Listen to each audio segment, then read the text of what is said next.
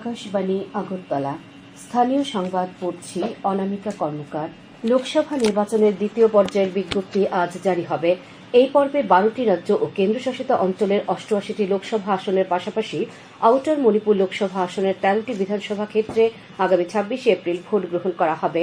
কেরলের 20টি আসন, কর্ণাটকের 14টি আসন, রাজস্থানের 13টি আসন, উত্তরপ্রদেশ ও মহারাষ্ট্রের 8টি আসন, মধ্যপ্রদেশের 7টি আসন, আসাম ও বিহারের 5টি আসন, পশ্চিমবঙ্গ ও ছত্তিশগড়ের 3টি করে আসন এবং মণিপুর, ত্রিপুরা এবং জম্মু ও কাশ্মীরে 1টি করে আসনের এই দ্বিতীয় দফায় ভোট হবে।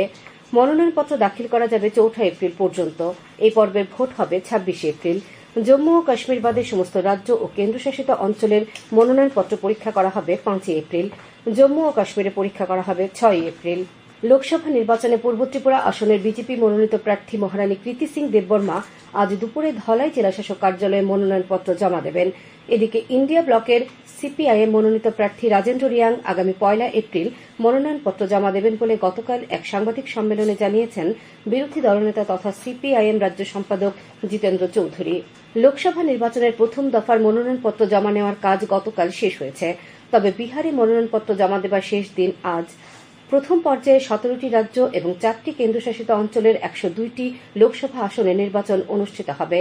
তামিলনাড়ুর 39টি আসন, রাজস্থানের 12টি আসন, উত্তরপ্রদেশের 8টি আসন, মধ্যপ্রদেশের 6টি আসন, উত্তরাখণ্ড, আসাম ও মহারাষ্ট্রের 5টি করে আসন, বিহারের 4টি আসন, পশ্চিমবঙ্গের 3টি আসন, অরুণাচল প্রদেশের 2টি করে আসন, মণিপুর, মেঘালয় এবং ছত্তিশগড়, মিজোরাম, নাগাল্যান্ড, সিকিম, ত্রিপুরা, আন্দামান ও নিকোবর দ্বীপপুঞ্জ, জম্মু ও কাশ্মীর, লাক্ষাদ্বীপ এবং পুদুচেরির 1টি করে আসনে প্রথম দফায় ভোট হবে। আজ মনোনয়নপত্র পরীক্ষা করা হবে এবং মনোনয়নপত্র প্রত্যাহারের শেষ তারিখ 30 মার্চ। বিহারে এই মাসের 30 তারিখে মনোনয়নপত্র পরীক্ষা করা হবে এবং মনোনয়নপত্র প্রত্যাহারের শেষ তারিখ 2 এপ্রিল। 19 এপ্রিল ভোট গ্রহণ অনুষ্ঠিত হবে। ভারতীয় জনতা পার্টির সর্বভারতীয় সভাপতি জেপি নাড্ডা লোকসভা নির্বাচনের জন্য কয়েকটি রাজ্যের নির্বাচন প্রভারী ও সহপ্রভারীর নাম গতকাল ঘোষণা করেছেন। এর মধ্যে ত্রিপুরায় নির্বাচনী প্রভারী হয়েছেন অবিনাশ রায় খান্না ও সহপ্রভারী হয়েছেন সঞ্জীব চৌরাশিয়া। মুখ্যমন্ত্রী অধ্যাপক ডা মানিক সাহা ত্রিপুরার নির্বাচন প্রভারী হওয়ায় শ্রী খান্নাকে অভিনন্দন জানিয়েছেন। পশ্চিম ত্রিপুরা লোকসভা আসনের নির্বাচন ও রামনগর বিধানসভা উপনির্বাচনের মনোনয়নপত্র গ্রহণের কাজ গতকাল শেষ হয়েছে। আজ মনোনয়নপত্রগুলো পরীক্ষা করা হবে। মনোনয়নপত্র প্রত্যাহারের শেষ তারিখ 30 মার্চ। মনোনয়নপত্র জমা দেওয়ার শেষ দিনে বিজেপি প্রার্থী বিপ্লব কুমার দেব ও ইন্ডিয়া জোট সমর্থিত কংগ্রেস প্রার্থী আশিস কুমার সাহা পশ্চিম আসনের রিটার্নিং অফিসার ডা বিশাল কুমারের কাছে মনোনয়নপত্র জমা দিয়েছেন। এই আসনে ইতিপূর্বে মনোনয়নপত্র জমা দেন বহুজন মুক্তি পার্টির প্রার্থী Brajalal Debnath, Republican party of India দলের প্রার্থী আইনজীবী অর্ণব রায়, ইউএসসিআইসির অরুণ ভৌমিক, আমরা বাঙালির গৌরীশঙ্কর নন্দী ও নির্দল প্রার্থী মিলনপদ মুরা সিং, রবীন্দ্র রিয়াং ও বলরাম দেববর্মা। রামনগর বিধানসভা কেন্দ্রের উপনির্বাচনের বিজেপি প্রার্থী দীপক মজুমদার গতকাল রিটার্নিং অফিসার বিপুল দাসের কাছে মনোনয়নপত্র জমা দেন। সে সময় উপস্থিত ছিলেন দলের প্রদেশ সহ সভানেত্রী পাপিয়া দত্ত, সংখ্যালঘু মোর্চার নেতা জসিমউদ্দিন প্রমুখ। মনোনয়নপত্র জমা দিতে যাওয়ার আগে শ্রী মজুমদার বলেন, দল তাঁর উপর যে আস্থা রেখেছে তার মর্যাদা রাখতে সর্বদা চেষ্টা করবেন।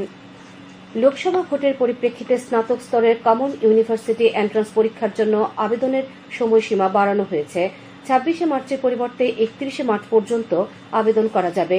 ইউনিভার্সিটি গ্রান্টস কমিশনের চেয়ারম্যান এম জগদীশ কুমার এই সংবাদ জানিয়েছেন। পূর্ব ত্রিপুরা লোকসভা আসনের অন্তর্গত করবুক মহকুমার করবুক বিধানসভা নির্বাচনী ক্ষেত্রে নির্বাচনের কাজে প্রিসাইডিং অফিসার এবং প্রথম পোলিং অফিসার হিসেবে নিযুক্ত ভোটকর্মীদের নিয়ে প্রথম পর্যায়ের নির্বাচনী মহড়া গতকাল অনুষ্ঠিত হয়। করবুক মাল্টিপারপাস হল এবং করবুক মহকুমা শাসকের কনফারেন্স হলে আয়োজিত নির্বাচনী মহড়ায় উপস্থিত ছিলেন সহকারী রিটার্নিং অফিসার তথা করবুক মহকুমার মহকুমা শাসক পার্থ দাস। নির্বাচনী মহড়ায় 42 জন প্রিসাইডিং অফিসার ও 97 জন প্রথম পোলিং অফিসার হিসেবে নিযুক্ত ভোটকর্মী অংশগ্রহণ করেন।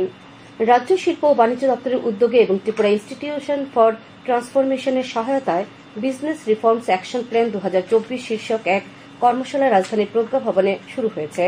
দুদিনের এই কর্মশালার উদ্বোধন করে মুখ্য সচিব জে কে সিনহা রাজ্যে ব্যবসা ও শিল্প স্থাপনে যারা উদ্যোগী হচ্ছেন তাদের সর্বতোভাবে সহায়তা করার জন্য সংশ্লিষ্ট সরকারি দপ্তরগুলির প্রতি আহ্বান জানিয়েছেন। টিসিএ পরিচালিত ঘরোয়া সুপার ডিভিশন বি ক্রিকেট প্রতিযোগিতার 2টি খেলায় গতকাল ব্লাডমাউথ ক্লাব ও সংহতি ক্লাব জয়লাভ করেছে। নরসিংগড়ের পিটিএ মাঠে অনুষ্ঠিত খেলায় সংহতি ক্লাব 4 উইকেটে জয়নগর ক্রিকেট ক্লাবকে এবং টিআইটি মাঠে ব্লাডমাউথ ক্লাব 7 উইকেটে ইউনাইটেড ফ্রেন্ডসকে পরাজিত করে। আবহাওয়ার খবর। আজ আকাশ আংশিক মেঘাচ্ছন্ন থাকবে, কিছু কিছু জায়গায় হালকা বৃষ্টিপাতের সম্ভাবনা রয়েছে। তাপমাত্রা সর্বোচ্চ 33 ডিগ্রি এবং সর্বনিম্ন 22 ডিগ্রি সেলসিয়াসের কাছাকাছি থাকবে। আজ ভোরে সর্বনিম্ন তাপমাত্রা ছিল 18.3 ডিগ্রি সেলসিয়াস। আগামী 24 ঘন্টায় রাজ্যের বেশ কটি জেলায় বিক্ষিপ্তভাবে বজ্রবিদ্যুৎ সহ হালকা থেকে মাঝারি পর্যায়ে বৃষ্টিপাতের সতর্কতা জারি করেছে আবহাওয়া দপ্তর। স্থানীয় সংবাদ এখনকার মতো এখানেই শেষ হলো।